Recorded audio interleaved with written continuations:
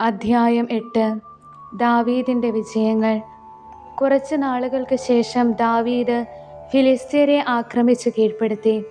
മേദേഗമ്മ അവരിൽ നിന്ന് പിടിച്ചെടുത്തു. അവൻ മോവാബ്യരെയും തോൽപ്പിച്ചു. അവരെ നിലത്ത് കിടത്തി ചരടുകൊണ്ട് അളന്ന് 2 ഭാഗത്തെ കൊന്നു. ഒരു ഭാഗത്തെ വെറുതെ വിട്ടു. അങ്ങനെ മോവാബ്യർ അവന് കീഴടങ്ങി കപ്പം കൊടുത്തു.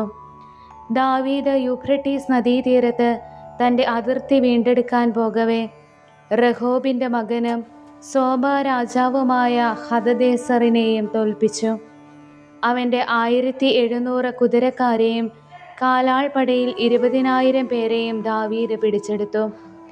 അവൻ 100 രഥങ്ങൾക്കുള്ള കുതിരകളെ ഒഴിച്ച് ബാക്കിയുള്ളവയെ കുതിഞ്ഞരമ്പ് ഛേദിച്ച് മുടന്തുള്ളവയാക്കി.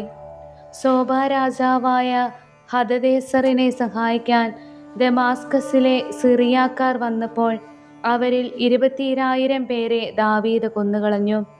ദമാസ്കസിലെ ആരാമിൽ ദാവീദ് കാവൽപ്പടയെ നിർത്തി. സിറിയാക്കാർ ദാവീദിന് സമാന്തരായി കപ്പം കൊടുത്തു. ദാവീദ് പോയിടത്തെല്ലാം കർത്താവ് അവന് വിജയം നൽകി.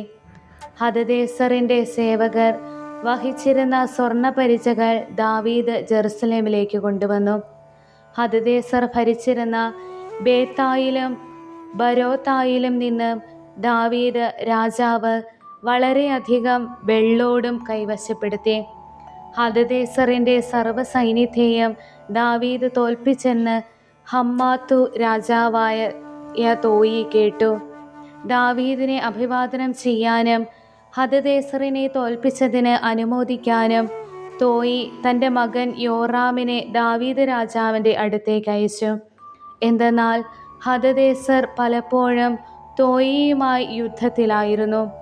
വെള്ളി, സ്വർണം, ഓട് ഇവ കൊണ്ടുള്ള ഉപകരണങ്ങളും യോറാം കൂടെ കൊണ്ടുവന്നു. ദാവീദ് അവ കർത്താവിന് പ്രതിഷ്ഠിച്ചു.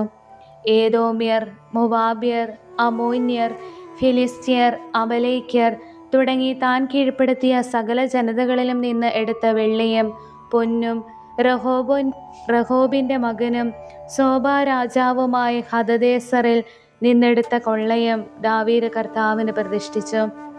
ഉപ്പു താഴ്വരയിൽ വെച്ച് 18,000 ഏദോമ്യരെ കൊന്നൊടുക്കി മടങ്ങി വന്നപ്പോൾ ദാവീദ് കൂടുതൽ പ്രശസ്തനായി. അവൻ ഏദോമിൽ കാവൽപ്പടയെ നിയമിച്ചു. ഏദോമ്യർ ദാവീദിന് അടിമകളായി. അവൻ ചെന്നിടത്തെല്ലാം കർത്താവ് അവന് വിജയം നൽകി. ദാവീദ് ഇസ്രായേൽ മുഴുവനിലും ഭരണം നടത്തി. തൻ്റെ സകല ജനത്തിലും അവൻ നീതിയും ന്യായവും പാലിച്ചു. സെരൂയയുടെ മകൻ മോവാബായിരുന്നു സൈന്യാധിപൻ.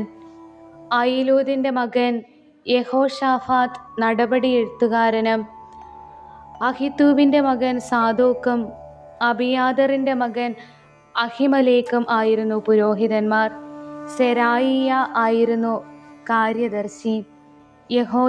യഹോയിയാദായുടെ മകൻ ബെനാനിയ കൃത്യർക്കും പെലേത്യർക്കും അധിപതിയായിരുന്നു. ദാവീദിൻ്റെ പുത്രന്മാർ പുരോഹിതന്മാരും. അധ്യായം 9. ദാവീദും മെഹിബോശെത്തും. ജോനാഥനെ പ്രതി ഞാൻ ദയ കാണിക്കേണ്ടതിന് സാവൂളിൻ്റെ കുടുംബത്തിൽ ആരെങ്കിലും ശേഷിച്ചിട്ടുണ്ടോ എന്ന് ദാവീദ് തിരക്കി. സാവൂളിൻ്റെ ഭവനത്തിൽ സീബ എന്നു പേരുള്ള ഒരു ഭൃത്യനുണ്ടായിരുന്നു. അവനെ ദാവീദിൻ്റെ അടുക്കൽ കൊണ്ടുവന്നു. നീയാണോ സീബ? ദാവീദ് ചോദിച്ചു. അതെ, അടിയൻ തന്നെ, അവൻ മറുപടി പറഞ്ഞു. രാജാവ് അവനോട് ചോദിച്ചു, ഞാൻ ദൈവത്തോട് വാഗ്ദാനം ചെയ്തതുപോലെ ദയ കാണിക്കേണ്ടതിന് സാവൂളിൻ്റെ കുടുംബത്തിൽ ഇനി ആരുമില്ലേ? ജോനാഥന് ഒരു മകനുണ്ട്, അവൻ മുടന്തനാണ്. സീബ പറഞ്ഞു. അവൻ എവിടെ? രാജാവ് ചോദിച്ചു. അവൻ ലോദേബാറിൽ അമിയേലിൻ്റെ മകൻ മാഖീറിൻ്റെ വീട്ടിലുണ്ട്.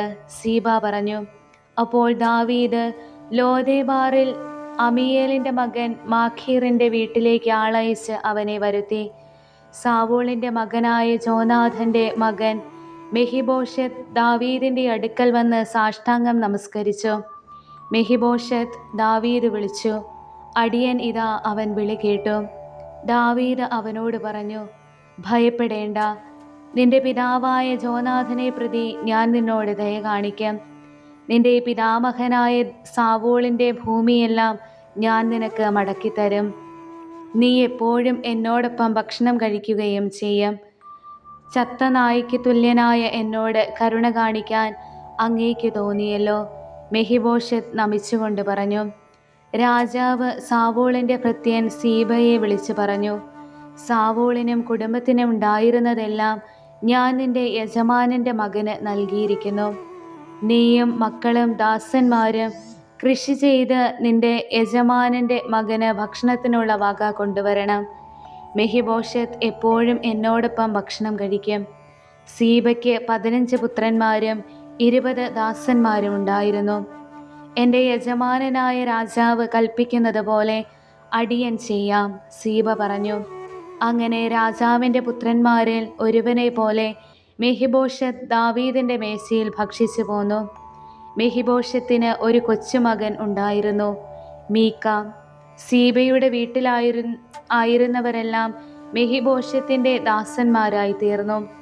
അങ്ങനെ മെഹിബോശെത്ത് ജെറുസലേമിൽ പാർത്ത് എപ്പോഴും രാജാവിൻ്റെ മേശയിൽ ഭക്ഷണം കഴിച്ചു പോന്നു. അവൻ്റെ 2 കാലിനും മുടന്തായിരുന്നു. അധ്യായം 10. അമ്മോന്യരെയും സിറിയാക്കാരെയും തോൽപ്പിക്കുന്നു. അമ്മോന്യരുടെ രാജാവ് മരിച്ചു.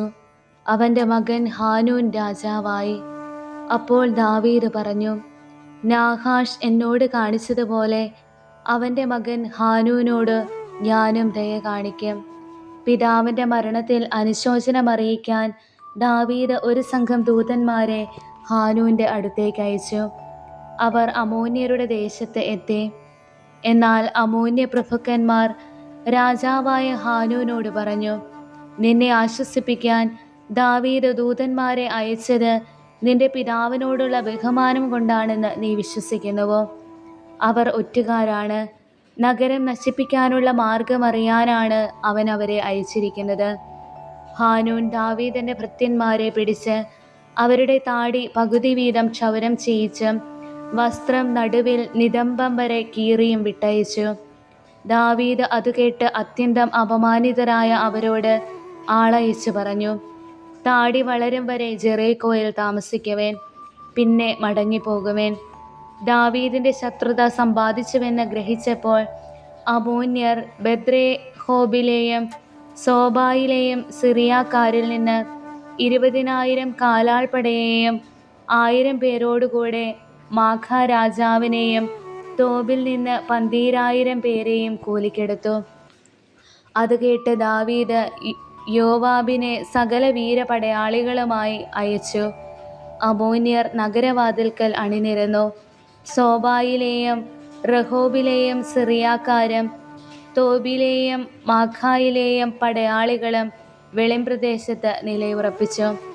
ശത്രു സൈന്യം മുൻപിലും പിൻപിലും നിലയുറപ്പിച്ചിരിക്കുന്നെന്ന് കണ്ടപ്പോൾ യോവാബ് ഇസ്രായേലിൻ്റെ അതിധീരരായ ഒരു കൂട്ടം പടയാളികളെ തിരഞ്ഞെടുത്ത് സിറിയാക്കാർക്കെതിരെ അണിനിരത്തി. ശേഷിച്ച സൈന്യത്തെ തൻ്റെ സഹോദരൻ അബീശായിയുടെ ചുമതലയേൽപ്പിച്ചു. അബീശായി അവരെ അമ്മോന്യർക്കെതിരെ അണിനിരത്തി. യോവാബ് അബീശായിയോട് പറഞ്ഞു, സിറിയാക്കാർ എന്നെ തോൽപ്പിക്കുമെന്ന് കണ്ടാൽ നീ വന്ന് എന്നെ സഹായിക്കുക. അമ്മോന്യർ നിന്നെ തോൽപ്പിക്കുമെന്ന് കണ്ടാൽ ഞാൻ വന്ന് നിന്നെ സഹായിക്കാം. ധൈര്യമായിരിക്കുക. നമ്മുടെ ജനത്തിന് വേണ്ടിയും നമ്മുടെ ദൈവത്തിൻ്റെ നഗരങ്ങൾക്ക് വേണ്ടിയും നമുക്ക് ധീരമായി പോരാടാം. ദൈവേഷ്ടം പോലെ ഭവിക്കട്ടെ. അങ്ങനെ യോവാബും കൂടെയുള്ള സൈന്യവും സിറിയാക്കാരോട് യുദ്ധം ചെയ്യാനടുത്തു. അവർ പലായനം ചെയ്തു. സിറിയാക്കാർ തോറ്റോടുന്നത് കണ്ടപ്പോൾ അമ്മോന്യരും അബീശായിയുടെ മുൻപിൽ നിന്നോടി നഗരത്തിൽ കടന്നു.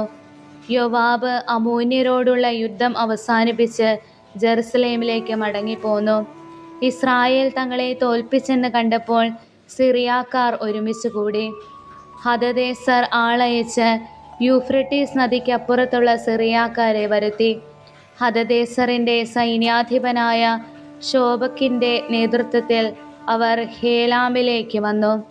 ദാവീദ് അതറിഞ്ഞ് ഇസ്രായേലിനെ മുഴുവൻ ഒരുമിച്ച് കൂട്ടി ജോർദാൻ കടന്ന് ഹേലാമിലെത്തി. സിറിയാക്കാർ ദാവീദിനെതിരെ അണിനിരന്ന് യുദ്ധം ചെയ്തു. സിറിയാക്കാർ ഇസ്രായേലിൻ്റെ മുൻപിൽ തോറ്റോടി. 700 തേരാളികളെയും 40,000 കുതിരപ്പടയാളികളെയും ദാവീദ് കൊന്നു. അവരുടെ സൈന്യാധിപനായ ശോബക് മുറിവേറ്റ് അവിടെ വെച്ച് മരിച്ചു. ഇസ്രായേൽ തങ്ങളെ തോൽപ്പിച്ചുവെന്ന് കണ്ടപ്പോൾ ഹദദേസറിൻ്റെ സാമന്തന്മാർ ഇസ്രായേലുമായി ഉടമ്പടി ചെയ്തു ആശ്രിതരായി. അതിനുശേഷം അമ്മോന്യരെ സഹായിക്കാൻ സിറിയാക്കാർക്ക് ഭയമായി. അധ്യായം 10. അമ്മോന്യരെയും സിറിയാക്കാരെയും തോൽപ്പിക്കുന്നു.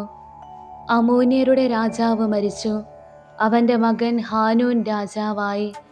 അപ്പോൾ ദാവീദ് പറഞ്ഞു, നാഹാഷ് എന്നോട് കാണിച്ചതുപോലെ അവൻ്റെ മകൻ ഹാനൂനോട് ഞാനും ദയ കാണിക്കും. പിതാവിൻ്റെ മരണത്തിൽ അനുശോചനമറിയിക്കാൻ ദാവീദ് ഒരു സംഘം ദൂതന്മാരെ ഹാനൂൻ്റെ അടുത്തേക്ക് അയച്ചു. അവർ അമ്മോന്യരുടെ ദേശത്ത് എത്തി. എന്നാൽ അമ്മോന്യ പ്രഭുക്കന്മാർ രാജാവായ ഹാനൂനോട് പറഞ്ഞു, നിന്നെ ആശ്വസിപ്പിക്കാൻ ദാവീദ് ദൂതന്മാരെ അയച്ചത് നിന്റെ പിതാവിനോടുള്ള ബഹുമാനം കൊണ്ടാണെന്ന് നീ വിശ്വസിക്കുന്നുവോ? അവർ ഒറ്റുകാരാണ്. നഗരം നശിപ്പിക്കാനുള്ള മാർഗമറിയാനാണ് അവൻ അവരെ അയച്ചിരിക്കുന്നത്. ഹാനൂൻ ദാവീദിൻ്റെ ഭൃത്യന്മാരെ പിടിച്ച് അവരുടെ താടി പകുതി വീതം ക്ഷൗരം ചെയ്യിച്ച് വസ്ത്രം നടുവിൽ നിതംബം വരെ കീറിയും വിട്ടയച്ചു. ദാവീദ് അത് കേട്ട് അത്യന്തം അപമാനിതരായ അവരോട് ആളയച്ചു പറഞ്ഞു, താടി വളരും വരെ ജെറീക്കോയിൽ താമസിക്കുവേൻ, പിന്നെ മടങ്ങിപ്പോകുവേൻ. ദാവീദിൻ്റെ ശത്രുത സമ്പാദിച്ചുവെന്ന് ഗ്രഹിച്ചപ്പോൾ അമ്മോന്യർ ബെത്ലേഹോബിലെയും സോബായിലെയും സിറിയാക്കാരിൽ നിന്ന് 20,000 കാലാൾപ്പടയെയും 1000 പേരോടുകൂടെ മാഖ രാജാവിനെയും തോബിൽ നിന്ന് 12,000 പേരെയും കൂലിക്കെടുത്തു. അത് കേട്ട് ദാവീദ് യോവാബിനെ സകല വീരപടയാളികളുമായി അയച്ചു. അമ്മോന്യർ നഗരവാതിൽക്കൽ അണിനിരന്നു. സോബായിലെയും റഹോബിലെയും സിറിയാക്കാരും തോബിലെയും മാഖായിലെയും പടയാളികളും വെളിംപ്രദേശത്ത് നിലയുറപ്പിച്ചു. ശത്രു സൈന്യം മുൻപിലും പിൻപിലും നിലയുറപ്പിച്ചിരിക്കുന്നെന്ന് കണ്ടപ്പോൾ യോവാബ് ഇസ്രായേലിൻ്റെ അതിധീരരായ ഒരു കൂട്ടം പടയാളികളെ തിരഞ്ഞെടുത്ത് സിറിയാക്കാർക്കെതിരെ അണിനിരത്തി. ശേഷിച്ച സൈന്യത്തെ തൻ്റെ സഹോദരൻ അബീശായിയുടെ ചുമതലയേൽപ്പിച്ചു. അബീശായി അവരെ അമ്മോന്യർക്കെതിരെ അണിനിരത്തി. യോവാബ് അബീശായിയോട് പറഞ്ഞു, സിറിയാക്കാർ എന്നെ തോൽപ്പിക്കുമെന്ന് കണ്ടാൽ നീ വന്ന് എന്നെ സഹായിക്കുക. അമ്മോന്യർ നിന്നെ തോൽപ്പിക്കുമെന്ന് കണ്ടാൽ ഞാൻ വന്ന് നിന്നെ സഹായിക്കാം. ധൈര്യമായിരിക്കുക. നമ്മുടെ ജനത്തിന് വേണ്ടിയും നമ്മുടെ ദൈവത്തിൻ്റെ നഗരങ്ങൾക്ക് വേണ്ടിയും നമുക്ക് ധീരമായി പോരാടാം. ദൈവേഷ്ടം പോലെ ഭവിക്കട്ടെ. അങ്ങനെ യോവാബും കൂടെയുള്ള സൈന്യവും സിറിയാക്കാരോട് യുദ്ധം ചെയ്യാനടുത്തു. അവർ പലായനം ചെയ്തു. സിറിയാക്കാർ തോറ്റോടുന്നത് കണ്ടപ്പോൾ അമ്മോന്യരും അബീശായിയുടെ മുൻപിൽ നിന്നോടി നഗരത്തിൽ കടന്നു. യോവാബ് അമ്മോന്യരോടുള്ള യുദ്ധം അവസാനിപ്പിച്ച് ജെറുസലേമിലേക്ക് മടങ്ങിപ്പോന്നു. ഇസ്രായേൽ തങ്ങളെ തോൽപ്പിച്ചെന്ന് കണ്ടപ്പോൾ സിറിയാക്കാർ ഒരുമിച്ച് കൂടി. ഹദദേസർ ആളയച്ച് യൂഫ്രട്ടീസ് നദിക്കപ്പുറത്തുള്ള സിറിയാക്കാരെ വരുത്തി. ഹദദേസറിൻ്റെ സൈന്യാധിപനായ ശോബക്കിൻ്റെ നേതൃത്വത്തിൽ അവർ ഹേലാമിലേക്ക് വന്നു. ദാവീദ് അതറിഞ്ഞ് ഇസ്രായേലിനെ മുഴുവൻ ഒരുമിച്ച് കൂട്ടി ജോർദാൻ കടന്ന് ഹേലാമിലെത്തി. സിറിയാക്കാർ ദാവീദിനെതിരെ അണിനിരന്ന് യുദ്ധം ചെയ്തു. സിറിയാക്കാർ ഇസ്രായേലിൻ്റെ മുൻപിൽ തോറ്റോടി. 700 തേരാളികളെയും 40,000 കുതിരപ്പടയാളികളെയും ദാവീദ് കൊന്നു. അവരുടെ സൈന്യാധിപനായ ശോബക് മുറിവേറ്റ് അവിടെ വെച്ച് മരിച്ചു. ഇസ്രായേൽ തങ്ങളെ തോൽപ്പിച്ചുവെന്ന് കണ്ടപ്പോൾ ഹദദേസറിൻ്റെ സാമന്തന്മാർ ഇസ്രായേലുമായി ഉടമ്പടി ചെയ്തു ആശ്രിതരായി. അതിനുശേഷം അമ്മോന്യരെ സഹായിക്കാൻ സിറിയാക്കാർക്ക് ഭയമായി.